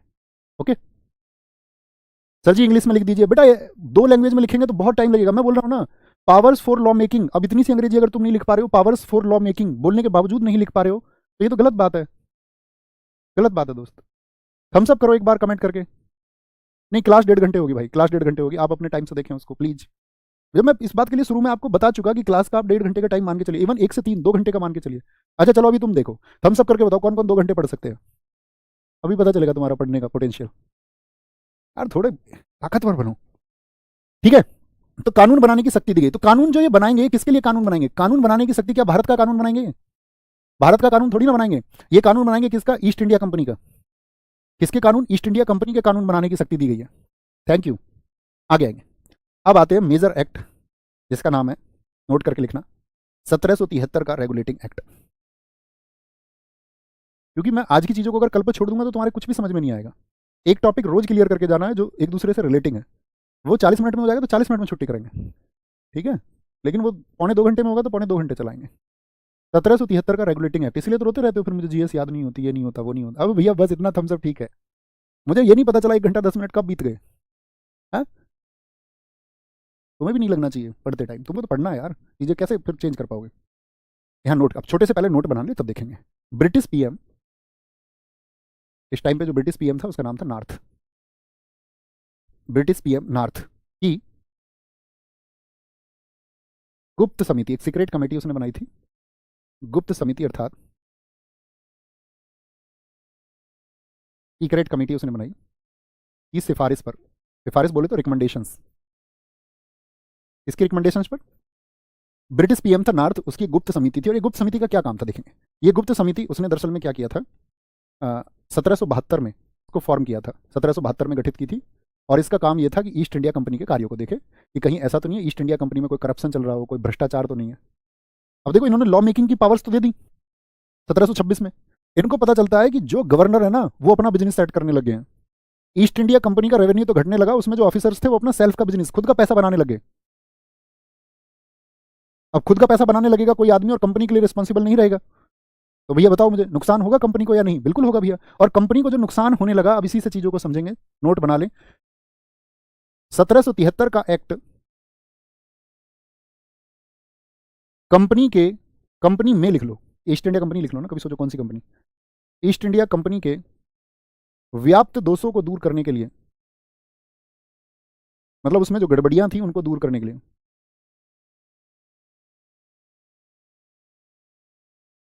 लाया गया। क्या मेजर फंक्शन क्या था इसका, किस चीज के लिए लाया गया? कभी भी मैं आपसे पूछूंगा तो आप बोलेंगे 1773 के ईस्ट इंडिया कंपनी में व्याप्त दोषों को दूर करने के लिए, टू रिमूव द डिफेक्ट्स। किस चीज के लिए लाया? To remove the defects.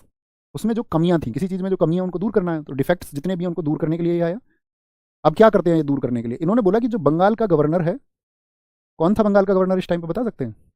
Bengal का गवर्नर अब बंगाल का गवर्नर जनरल होगा, बंगाल का गवर्नर जनरल होगा। अभी गवर्नर जनरल बना रहे मतलब पावर बढ़ रही है। कौन बना था बताइए जरा? बहुत बढ़िया, बहुत बढ़िया, हेस्टिंग्स जानते हो, तभी तो मजा आता है जब तुम उत्तर देते हो। तो बंगाल के गवर्नर को बना दिया बंगाल का गवर्नर जनरल, यानी पावर्स बढ़ी। और ये पावर जब बढ़ी 1773 के एक्ट में, देखना इनके पीछे मकसद क्या है इनका। तो इन्होंने क्या कर दिया कि मद्रास और बंबई के गवर्नर इसके अंडर में कर दिए। मद्रास और बंबई जो था, मद्रास और बंबई के जितने भी गवर्नर थे वो क्या कर दिए, इसके अधीन कर दिए। किसके अधीन? यानी कि हम लिख सकते हैं सीधा सा शब्द, बंगाल के अधीन, बंगाल के अधीन, ठीक है, बंगाल के अधीन कर दिए, in under of Bengal governor general. Bengal का गवर्नर अब बंगाल का गवर्नर जनरल होगा और मद्रास और बंबई के जो गवर्नर है वो उसके अधीन होंगे। अब मुझे बताओ हमारे देश में या कहीं पर भी अगर कोई एक सुप्रीम पावर हो जाए और उसके नीचे सब काम करें, तो ऐसी प्रणाली को क्या कहते हैं? जिस प्रणाली में एक चीज क्या हो, इंटीग्रेटेड हो, या मैं पूछूं कोई एक चीज जो आपका केंद्रीकृत है, सेंट्रलाइज्ड है, एकीकृत भी छोड़िए, जो सेंट्रलाइज्ड है, तो क्या बोलेंगे? तो इसी व्यवस्था को हम कहते हैं, और भारतीय संविधान में जन्म हुआ है यहां से किसका? केंद्रीकृत प्रणाली का जन्म। एक चीफ हो गया तो क्या बोलेंगे इसको? केंद्रीकृत प्रणाली का जन्म हुआ। तो कभी भी क्वेश्चन पूछेगा केंद्रीकृत प्रणाली के जन्म के बीज, the seeds of rise of centralize system, क्या बोलेंगे इसको? Rise of centralize system. ये किस एक्ट में मिलता है? राइज ऑफ सेंट्रलाइज्ड सिस्टम, केंद्रीकृत प्रणाली का जन्म। कौन है चीफ? कौन है? क्या बोलेंगे? चीफ कौन हो गया इसमें? बंगाल का governor general, Madras Bombay governor उसके अधीन हो गए। तो कैसी प्रणाली होगी? केंद्रीकृत प्रणाली होगी, ठीक है। दूसरा पॉइंट लिखेंगे, गवर्नर जनरल की सहायता के लिए, जो गवर्नर जनरल कौन है? हेस्टिंग्स लिख लेना जो नहीं जानते हैं। गवर्नर जनरल की सहायता के लिए, फॉर द हेल्प ऑफ जीजी, गवर्नर जनरल लिख लेना। कौन है? जीजी। गवर्नर जनरल की सहायता के लिए 4 सदस्यीय, कितने मेंबर्स की टीम बनाई गई? एक 4 सदस्यीय कार्यकारी परिषद बनाई गई, कार्यकारी परिषद का गठन किया गया। क्या बोलेंगे? गवर्नर जनरल की सहायता के लिए 4 सदस्यीय कार्यकारी, कार्यकारी, ये कार्यकारी नहीं, 4 सदस्य परिषद ही बोल दो ना, सीधे सीधे कार्यकारी की बोलना, 4 सदस्य परिषद होगी एक। 4 members council for the help of जीजी, गवर्नर जनरल की हेल्प के लिए, ठीक है। अब यहां पे हम क्या कह सकते हैं, देखो किसकी? गवर्नर जनरल की हेल्प के लिए एक 4 सदस्यीय काउंसिल होगी।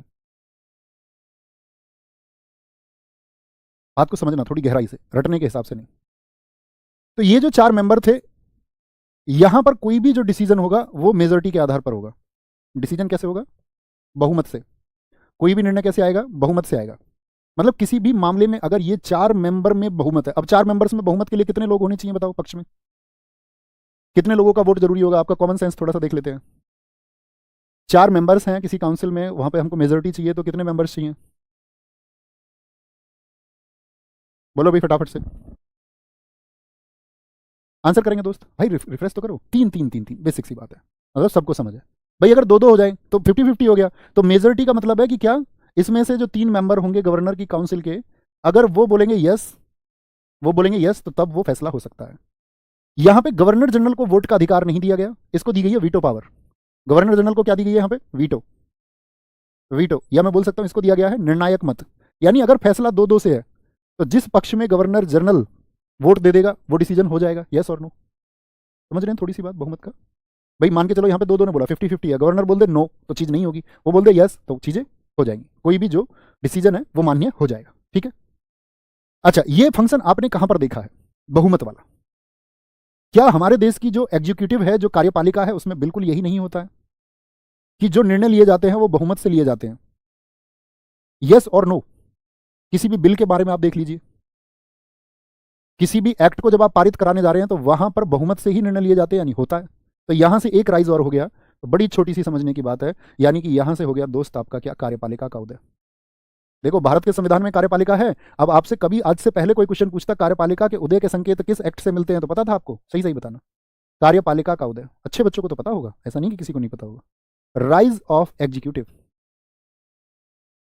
कार्यपालिका के उदय की नींव या कार्यपालिका के उदय के बीज किस एक्ट से मिलते? 1773 के रेगुलेटिंग एक्ट से।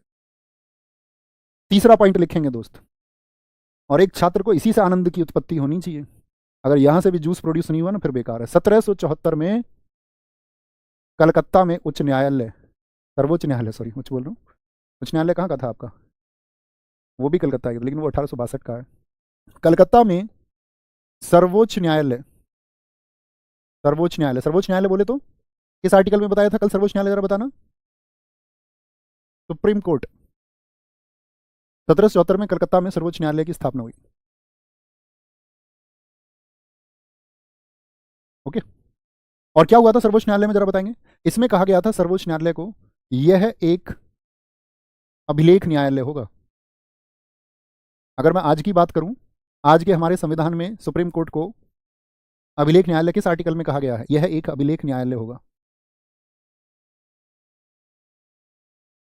अब भैया अभिलेख न्यायालय होने का मतलब क्या होता है? यानी कि एक कोर्ट ऑफ रिकॉर्ड्स होगा। कोर्ट ऑफ रिकॉर्ड्स अगर हम किसी चीज को कह रहे हैं, इस बात का क्या मतलब है? बहुत बढ़िया, आर्टिकल 129 में सुप्रीम कोर्ट को कोर्ट ऑफ रिकॉर्ड कहा गया। देखो अभिलेख न्यायालय होने का मतलब यह है कि यदि इसकी अवमानना हुई, यानी इसका कोई फैसला है और फैसले को न मानने पर यह दंडित कर सकता है, यानी इसके डिसीजन को अगर आपने डिसोबे किया तो पनिशमेंट दे सकता है या नहीं? आप बोलेंगे जी भैया, तो दंड का प्रावधान है, पनिशमेंट दे सकता है। दूसरा क्या है, इसके जो फैसले होते हैं, इसके जो डिसीजंस हैं वो हमेशा क्या होंगे? वो सुरक्षित रहेंगे।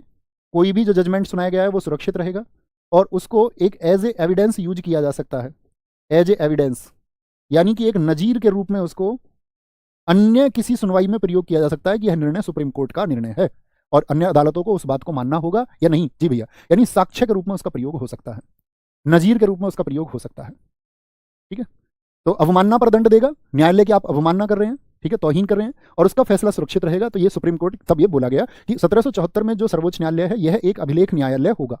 अभिलेख न्यायालय, यानी भाई साहब जब अभिलेख न्यायालय किसी चीज को हम बता रहे हैं कि एक कोर्ट होगा जिसको ना माने, तो यही तो न्यायपालिका में होता है या नहीं होता? यस और नो, यस और नो, यानी कि न्यायपालिका का उदय यहां से आपको देखने को मिलता है या नहीं?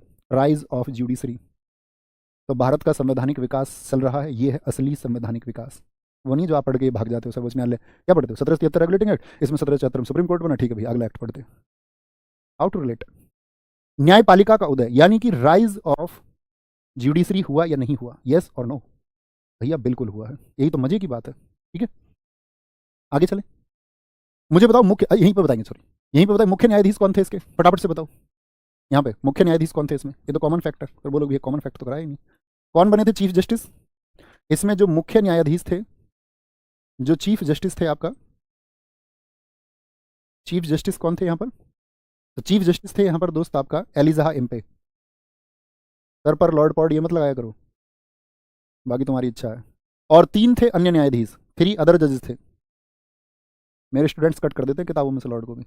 3 अन्य न्यायाधीश थे, वो कौन कौन से थे? चैम्बर्स, लिमेस्टर। एक बच्चा तो मुझसे इस बात पे कह रहा था, कह रहा भैया क्या तुम्हें क्या दिक्कत है? मैंने कहा भाई तुम्हें दिक्कत होना हो, मेरा जीवन है, मैं किससे दिक्कत मानूं ना मानूं, मेरा निजी चुनाव है ना। मुझे तो नहीं लगता उनमें ईश्वर जैसा कुछ, जिन्होंने हमारे देश को लूटा हो। आपको दादा भाई नौरोजी का ड्रेन थ्योरी पढ़ना चाहिए फिर इकोनॉमिक्स में, कैसे उन्होंने बताया था कि अंग्रेज सरकार कैसे लूट कर रही है। तुम्हारे लिए होंगे, हमारे लिए तो नहीं है, है ना। 3 अन्य न्यायाधीश थे, कोई दिक्कत? आगे आएंगे, छोटा सा पॉइंटर बनाएंगे। कंपनी पर नियंत्रण कसा गया, किस लिए आया था कंपनी पर दोस्त के लिए? कंपनी पर नियंत्रण किया गया। 1773 कंट्रोल्स द कंपनी। इसमें क्या था, मैंने आपको एक बात बताई थी शुरू में 1600 एक्ट के में, 1600 जब हम चार्टर पढ़ रहे थे, तो जो बोर्ड ऑफ डायरेक्टर्स था, निदेशक मंडल था, उसके जो मेंबर थे कितने दिन के लिए अपॉइंट किए जाते थे, जरा बताइए फटाफट से, कितने दिन के लिए अपॉइंट किए जाते थे उसके मेंबर्स? सबका आंसर आए। तो कंपनी पर जो ये नियंत्रण किया गया, इसमें एक बात बोला गया कि भाई अब 24 डायरेक्टर जो पहले 1 साल के लिए होते थे ना, जो 24 डायरेक्टर्स हैं, इनमें से क्या होगा, 1/4 जो होंगे वो हर वर्ष रिटायर हो जाएंगे, सेवानिवृत्त हो जाएंगे, सेवानिवृत्त हो जाएंगे। 1/4 क्या बोलेंगे, एवरी ईयर क्या होगा उनका, रिटायरमेंट होगा, रिटायर हो जाएंगे वो। छोटी सी बात है, 24 में से 1/4 यानी 6 हर साल बदलते रहेंगे। और क्या कर दिया गया यहाँ पे कि जिसके 1000 पाउंड के शेयर हैं यहाँ पर, 1000 पाउंड शेयर जिसके हैं यहाँ पर, वही सिर्फ वोट कर पाएगा, वोट का अधिकार दे दिया। पहले 500 पाउंड हुआ करता था कि किसी मामले पे 24 लोग जब वोट डालते थे तो पहला अधिकार होता था 500 पाउंड का 1600 में, लेकिन उसको क्या कर दिया गया, 1000 पाउंड कर दिया गया। और साथ में क्या बोल दिया गया कि भैया 24 डायरेक्टर्स में से जो आपका 1/4 है हर साल रिटायर होंगे। तो अब मुझे बताओ कार्यकाल कितना हो गया डायरेक्टर्स का, कैलकुलेशन करके बताओ। तो आप कहेंगे भैया जी कि ये जो आपका 1/4 यानी कि 6 1 में घट रहे हैं, तो इस तरह से क्रम बनते बनते इनका जो कार्यकाल है वो हो गया अभी 4 वर्ष। तो जो कार्यकाल 1 वर्ष होता था उस कार्यकाल को बढ़ा करके 4 वर्ष कर दिया गया। कितना कर दिया गया, 4 वर्ष। दूसरी चीज क्या की गई कंपनी पर नियंत्रण के लिए, कर्मचारी बिना लाइसेंस के, जो ईस्ट इंडिया कंपनी के वर्कर्स हैं, कर्मचारी बिना लाइसेंस के, विदाउट लाइसेंस, बिना लाइसेंस के, ना तो वो कोई प्राइवेट बिजनेस कर सकते हैं, निजी व्यापार, क्या बोलेंगे, प्राइवेट बिजनेस को क्या कर दिया गया, प्राइवेट बिजनेस को क्या बोल दिया गया उन्होंने कि भैया प्राइवेट बिजनेस जो है, क्योंकि नॉर्थ ने, मैंने बोला ब्रिटिश पीएम थे नॉर्थ, उन्होंने क्या भेज दी, एक सीक्रेट कमेटी भेज दी थी, एक गुप्त समिति भेज दी। उस गुप्त समिति ने जाकर के बताया कि भैया बड़ी गड़बड़ चल रही है, ये तो खुद को पैसा बना रहे हैं, अपना मालामाल होते जा रहे हैं। तो निजी व्यापार पर रोक लगा दी, ठीक है, कैंसिल। रिश्वत के लिए क्या बोल दिया, कोई भी ब्राइब अब नहीं ले सकते हो, कोई भी घूसखोरी नहीं चलेगी। और जो उपहार हैं, जो गिफ्ट तुम ले लेते हो, उपहार यानी कि गिफ्ट भी नहीं होंगे, कोई गिफ्ट नहीं होगा, ठीक है, कोई दिक्कत। आगे आएंगे, अगली चीज एक नोट करें। अब कुछ 1773 के एक्ट में आपको कमी दिखी है, मैं आपसे पूछना चाहूंगा, बताओ क्या कमी है। 1773 एक्ट की कमियों को, लास्ट स्टेटमेंट मेरा समझ के जाना और 5 क्वेश्चन करके जाना। कमियों को दूर करने के लिए, दूर करने के लिए 1773 के एक्ट में कमी दूर करें तो कमी होंगी ना, act of settlement, act of settlement, इसकी कमियों को दूर करने के लिए एक्ट ऑफ सेटलमेंट 1781 लाया गया। कौन सा एक्ट आया, तो पहले तो हमको गौर ये करना पड़ेगा कि भैया कमी क्या है। देखो कमी क्या थी, जो रेगुलेटिंग एक्ट है, जिसको नाथ एक्ट भी बोलते हैं, इसको क्या बोलते हैं, ब्रिटिश पीएम नाथ का है, तो आप समझ ही गए होगे आप। इसमें कमी क्या थी, हमने एक गवर्नर जनरल बनाया था अभी या नहीं, जिसकी 4 सदस्यीय एक परिषद थी, यस और नो, आप समझे। अभी मैं आपसे पूछूं कि 1773 के रेगुलेटिंग एक्ट में गवर्नर जनरल की परिषद में कितने लोग थे, 4 लोग थे, और बहुमत से निर्णय होता था। गवर्नर जनरल को क्या दिया गया था, आपका निर्णायक वोट, जो डिसीजनेबल वोट है वो दिया गया इसको। तो जो गवर्नर जनरल है उसके पास पावर्स हैं या नहीं है, कानून बनाने की शक्ति दी गई थी गवर्नर जनरल्स को, और इसके तो अधीन कर दिए वो। लेकिन सबसे बड़ी शक्ति कौन बन गया, गवर्नर जनरल बन गया उस इलाके में या नहीं। जी भैया, इसके पास कानून बनाने की शक्ति थी। अरे भैया देखा था या नहीं, मैंने आपको यहां पर पढ़ाया, कानून बनाने की शक्ति। हाँ देखिए, चार्टर एक्ट 1726 में कलकत्ता, बंबई, मद्रास प्रेसिडेंसी के जो गवर्नर थे उनको कानून बनाने की शक्ति मिली। बाद में क्या हुआ, आपका जो बंबई और मद्रास है वो किसके अधीन कर दिए गए, कलकत्ता के। यहां देखिए, बंबई और मद्रास किसके अधीन कर दिए गए, यानी कानून बनाने की शक्ति तो किसके पास हो गई, अब कानून बनाने की शक्ति किसके पास हो गई, किसके अंडर में हो गई, गवर्नर जनरल के। तो गवर्नर जनरल मेरे प्यारे दोस्त पावर है या नहीं है। अभी हमने बोला कि सुप्रीम कोर्ट भी होगा, और सुप्रीम कोर्ट को हमने कहा इसकी अगर डिसीजन तुम नहीं मानोगे, इसकी अवमानना करोगे तो दंड दे सकता है। तो भैया 2 पावर हो गई या नहीं हो गई, दोनों के बीच में कॉन्ट्राडिक्शंस होंगे या नहीं होंगे, दोनों के बीच में कॉन्ट्राडिक्शंस बिल्कुल होंगे भैया। अब जो लोग थे वो गवर्नर जनरल के पास भी चले जाते थे, बोले जी तुम्हारे जो अधिकारी हैं रिश्वत ले रहे हैं, गवर्नर जनरल अपना डिसीजन सुना देता था, बोला इसको मुर्गा बना लो, मतलब लाइक एग्जाम्पल। सुप्रीम कोर्ट के पास भी लोग जाते थे क्योंकि वो न्यायिक शक्ति था, दोनों डिसीजन सुना रहे थे। अभी दोनों के बीच में ये कमी हो गई, तो इस कमी को दूर कैसे लिया जाए, समझ गए क्या कमी थी, थम्स अप करके बताएं क्या कमी है। तो यहां पे एक डिसीजन दिया गया 1781 में, और 1781 में कहा गया गवर्नर जनरल के कार्यों में, जीजी के कार्यों में, जीजी है, गवर्नर जनरल के कार्यों में सुप्रीम कोर्ट हस्तक्षेप नहीं करेगा।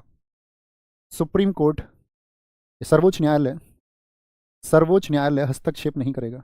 इतना तो तुम लिख लिया करो यार, सर्वोच्च न्यायालय को सुप्रीम कोर्ट कहते, लिखने की जरूरत है क्या, सर्वोच्च न्यायालय सर्वोच्च न्यायालय हस्तक्षेप नहीं करेगा, हस्तक्षेप नहीं करेगा, यानी कि किसी भी प्रकार की उसके डिसीजन के बीच में नहीं आएगा। यानी कि हम कह सकते हैं supreme court will not interfere in the actions of governor general. जी समझ जाओगे ना। तो किसको बड़ी पावर बना दिया गया, अब बताएंगे। 1781 के एक्ट में किसको बड़ी पावर बनाया गया, गवर्नर जनरल, क्योंकि उसके कार्यों में सुप्रीम कोर्ट हस्तक्षेप नहीं कर रहा है। अब जनरल लॉजिक लगाइए, जो हमारा सर्वोच्च न्यायालय है, क्या ये न्यायपालिका का उदाहरण है? जी भैया। गवर्नर जनरल मैंने बताया था इसकी हेल्प के लिए एक आपका परिषद है, ये कार्यपालिका का उदाहरण है, कार्यों को कर रहा है, विधियों का क्रियान्वयन यही करेगा, ये इसके बीच में नहीं आएगा, ये इन्होंने बोल दिया न्यायपालिका। दोनों के कार्य अलग कर दिए ना, यानी कि गवर्नर जनरल के कार्यों में सर्वोच्च न्यायालय हस्तक्षेप नहीं करेगा, दोनों के कार्य अलग कर दिए, हाँ या ना? तो आप कहेंगे भैया मजा ही आ गया, ये हमारा किस आर्टिकल में है जरा बताएं। ये हमको दर्शाता है कार्यपालिका से न्यायपालिका का पृथक्करण। तो कभी भी पूछे कार्यपालिका से न्यायपालिका का पृथक्करण, ये हमको किस एक्ट में देखने को मिलता है? कार्यपालिका से न्यायपालिका का पृथक्करण। और आज के अगर हम संविधान की बात करते हैं तो ये किस अनुच्छेद में है? कार्यपालिका से न्यायपालिका का पृथक्करण, अलगाव बता दिया, separation of judiciary from executive, judiciary from executive. मेरे दोस्त बताएंगे मुझे एक बार कि आज अगर हम बात करें संविधान की तो किस अनुच्छेद में? तो आप कहेंगे भैया आर्टिकल 50 में। कमाल, तुम इतने ज़बरदस्त बच्चे हो, तुम्हें पता है हम कहाँ पहुँचने वाले हैं। क्लास को महसूस कर पा रहे हो या नहीं? जो महसूस कर सकता है वही समझ सकता है। ओके, तो हमारा यहाँ पर ये खत्म होता है आपका 1781। समझ गए सारी चीज़ें? 1600 में रिवाइज कर चुका था, अभी एक बार 1773 को देख लेते हैं। 1773 में क्या हुआ, ब्रिटिश पीएम ने नॉर्थ ने सीक्रेट कमेटी का गठित करके क्या कर दिया, उसने देखा कि भाई क्या कमी है, तो पता चलता है ईस्ट इंडिया कंपनी बहुत सारे भ्रष्टाचार में संलिप्त है, करप्शन को आगे लेके आ रहे हैं। तो इसने बोला इसकी कमियों को दूर करेंगे, तो रिमूव द डिफेक्ट्स ऑफ 1600 जो आपका चार्टर था। बंगाल के गवर्नर को पावर दी गई कि भाई एक व्यक्ति होना चाहिए केंद्रीकृत जिसको जिम्मेदार बनाएंगे, क्योंकि ऐसा नहीं हो सकता ना, अब से पहले क्या था, 3 व्यक्ति थे, ये भी भ्रष्टाचार कर रहा है, ये भी भ्रष्टाचार कर रहा है, ये भी भ्रष्टाचार कर रहा है। अब ऐसा पॉसिबल है क्या इसके कार्यों को अलग से देखा जाए, इसके कार्यों को इसे अलग रिस्पॉन्सिबल बनाया जाए, इसे तो इकट्ठा एक आदमी बनाया जाए ना, भैया तू रिस्पॉन्सिबल रहेगा। इसीलिए तो कंपनियों में हायरार्की होती है। इसी भी किसी जगह पर क्या होता है कि एक व्यक्ति जो है वो अगर रिस्पॉन्सिबल हो जाए तो वो नजर रखेगा फिर सब पे, और ज़्यादा से ज़्यादा चांस होंगे कि ये ज़्यादा भ्रष्ट होगा, अगर ये भ्रष्ट है तो सब भ्रष्ट, और ये नहीं है तो भ्रष्ट फिर कम, जो करप्शन है वो कम होगा, अगर टॉप मैनेजमेंट कम करप्ट है तो, है ना। तो गवर्नर जनरल की हेल्प के लिए फिर गवर्नर जनरल अगर शीर्ष शक्ति बना दिया तो उसकी हेल्प के लिए 4 काउंसिल दी गई, लेकिन यहाँ पर भी गवर्नर जनरल के लिए क्या बोल दिया, बहुमत से निर्णय होगा। ऐसा नहीं है कि कभी अपनी मनमानी कर ले, पता चले इसके मनमानी होगी। कानून तो बना सकता है लेकिन अप्लाई करने के लिए किसकी आवश्यकता होगी, बहुमत की आवश्यकता होगी। तो यहाँ से हमको पता चला राइज ऑफ एग्जीक्यूटिव। सर्वोच्च न्यायालय बना, यहाँ से हमको पता चला राइज ऑफ जुडिशरी। कंपनी पर जो नियंत्रण किया गया कि बिना कंपनी जो है और लाइसेंस के कोई भी अपना व्यापार नहीं करेगा, ठीक है, रिश्वत कोई नहीं लेगा, उपहार कोई नहीं लेगा। फिर भी कुछ कमी रही कि 2 पावर्स हमने दे दी, गवर्नर जनरल को, सुप्रीम कोर्ट को भी, दोनों के बीच में क्या हो गया आपका, यहाँ पे कॉन्ट्रडिक्शन हो गए। तो एक डिसीजन लाया गया 1781 में कि गवर्नर जनरल के कार्य में सुप्रीम कोर्ट कोई भी आपका साथी इंटरफेयर नहीं करेगा, उसका इंटरफेरेंस नहीं होना चाहिए कोई भी, यानी कार्यपालिका और न्यायपालिका को अलग अलग कर दिया। छोटी सी बात, आगे आएंगे। अब समझे कुछ? अब जब कल हम 1784 के एक्ट को पढ़ेंगे, पिट्स इंडिया एक्ट को, तो जो आज कहानी सुनाई है ना हिस्ट्री की, वो कल उंगलियों पे होनी चाहिए, तब और मजा आएगा, तब उसको समझेंगे। मैं सोच रहा 1784 पे हम उसको पढ़ लेंगे, लेकिन अभी हमारे पास वो समय ओवर हो चुका। बोलो भी फटाफट से। एसएससीजीएल 2022 प्रीलिम्स। 1600 में ईस्ट इंडिया कंपनी ने किस शासक को चार्टर दिया था? Elizabeth first. निम्न में से कौन सा ईस्ट इंडिया कंपनी का प्रारंभिक नारा था? केवल भूभाग, land only, trade and land, no land trade, या बोला था नन ऑफ द, वो भूभाग नहीं व्यापार। मैंने कहा शुरू में एक स्लोगन से शुरू हुई थी, भूभाग नहीं, सिर्फ बिजनेस करेंगे, सिर्फ व्यापार करेंगे। ब्रिटिश ईस्ट इंडिया कंपनी के बारे में निम्नलिखित में से कौन सा कथन सही है? British east India company commission के प्रीलिम्स में पूछा गया है किसी के में, बताएंगे। ब्रिटिश ईस्ट इंडिया कंपनी के बारे में, इसका गठन 1599 में व्यापारियों के एक समूह द्वारा किया गया था। देखो अब इस कथन को कभी गलत मत कर देना, 1599 में ही इसकी स्थापना हुई है। 31 दिसंबर 1600 को तो चार्टर मिला है, 31 दिसंबर 1600 को मिला है चार्टर। तो इसको भी अपने नोट्स में एडिट करिए और लिखिए, अगर कभी पूछेगा फॉर्म कब किया गया इसको, फॉर्म इन 1599, एकदम ठीक है। जिसको द मर्चेंट एडवेंचर्स के नाम से जाना जाता था, एकदम से ठीक है, द मर्चेंट एडवेंचर्स के नाम से। इसे 1600 में महारानी एलिजाबेथ द्वारा अनिश्चित काल के लिए दिया गया था। भैया बताया कितने ईयर्स के लिए? भैया 15 ईयर्स के लिए, 15 ईयर्स के लिए। जो मोनोपोली दी गई थी, मोनोपोली हम पढ़ेंगे 1813 के एक्ट में खत्म होगी मोनोपोली। इसने 1608 में सूरत में एक कारखाना खोलने का निर्णय लिया? नहीं भैया, ऐसा कुछ भी नहीं हुआ। कंपनी के एक अधिकार को जेम्स प्रथम ने क्या बोले, नहीं ठीक है ना, सी 1608 में सूरत के निर्णय लिया, निर्णय पूछ रहे हैं, डिसीजन लिया। मैं सोच रहा हूँ निर्णय 1608 में सूरत में कारखाना खोला, क्योंकि आप हिस्ट्री में पढ़ेंगे तो पहला कारखाना उन्होंने अस्थायी खोला था, वो मसूलीपट्टनम में खोला था, और मसूलीपट्टनम के बाद में फिर उसको 1613 में आपका सूरत में स्थायी फैक्ट्री खोली थी, स्थायी जिसको हम बोलते हैं व्यापारिक कोठी उन्होंने स्थापित की थी, है ना। तो 1613 में तो, लेकिन ये डिसीजन जब लिया गया था, ये इसी डिसीजन के साथ में हॉकिंस आगे गया था कि परमिशन मिल जाए कैसी बिजनेस की, यानी बी गलत है, सी सही है। कंपनी के व्यापार पर एक अधिकार को जेम्स प्रथम ने खत्म कर दिया था 1609 में? नहीं भैया, 1813 के एक्ट में। 1813 के एक्ट में खत्म हुआ था। उसमें भी आपका वो चाय वाला तो बच गया, चाय का एकाधिकार थोड़ी ना खत्म हुआ था, चाय का एकाधिकार चीन के साथ व्यापार, वो एक्सेप्शन केस में आएंगे। ईस्ट इंडिया कंपनी के व्यापारियों की असंयमित व्यावसायिक गतिविधियों पर क्या कर रहे थे? ईस्ट इंडिया कंपनी के जो कर्मचारी थे वो भ्रष्टाचार में शामिल थे। व्यावसायिक गतिविधियों पर अंकुश लगाने और कंपनी के नियंत्रण वाले क्षेत्रों में कुछ अनुक्रम लाने के लिए ब्रिटिश संसद ने कानूनों की एक श्रृंखला बनाई, और जिसमें पहले स्थान पर क्या था? तो पहला नंबर किसका आएगा भाई? कंट्रोल करने के लिए बताओ भी फटाफट से। तो कंट्रोल करने के लिए अभी पढ़ा ना, उस पर नियंत्रण रखने के लिए क्या था आपका? रेगुलेटिंग एक्ट था। ये पहले नंबर पे, आगे तो और कसा जाएगा, लेकिन पहला स्थान हमेशा किसका रहेगा? रेगुलेटिंग एक्ट का, क्योंकि शुरुआत इसमें की गई। क्योंकि ये जान गए थे कि भाई 1772 में जो आपका सीक्रेट कमेटी थी उसने बता दिया था कि ये भ्रष्टाचार में शामिल है। ईस्ट इंडिया कंपनी की स्थापना के समय भारत का शासक कौन था? अकबर था। अकबर था। ब्रिटिश भारत में ब्रिटिश ईस्ट इंडिया कंपनी का शासन भारत सरकार अधिनियम रिक्त स्थान के तहत समाप्त कर दिया गया था। ब्रिटिश ईस्ट इंडिया कंपनी का शासन कैसे खत्म किया है? 1858 के एक्ट से। ठीक है, क्योंकि ये फेल हो जाएगी ईस्ट इंडिया कंपनी, जब 1857 क्रांति आएगी वो समझाएंगे भी हम आपको किस तरह से, क्यों, क्या डिसीजन लिए गए। उसके लिए इसीलिए जरूरी होता है कि थोड़ा सा हिस्ट्री आपको पता हो, नहीं तो पता ही नहीं चले कौन बहादुर शाह जफर दिखते हैं। इसलिए जो समझाए तो उसे समझो। कोई दिक्कत, कोई परेशानी? That's over. तो खत्म करते हैं भैया, ख्याल रखिए अपना बहुत सारा, यूं ही बस आगे बढ़ते रहिए मुसाफिर की तरह। कहते हैं कि मंजिल मिल ही जाएगी एक दिन, भटकते हुए ही सही, गुमराह तो वो हैं जो घर से निकलते ही नहीं। तो ख्याल रखिए अपना बहुत सारा, बाय बाय, टेक केयर। आपका स्कोर आप बता दिया करो, कक्षा के बारे में 2 शब्द जो बच्चे बाद में साथ ही हमारी कक्षा देखते हैं, मेरे भाई बड़े छोटे भाई बहन जरूर लिखा करें। नमस्ते।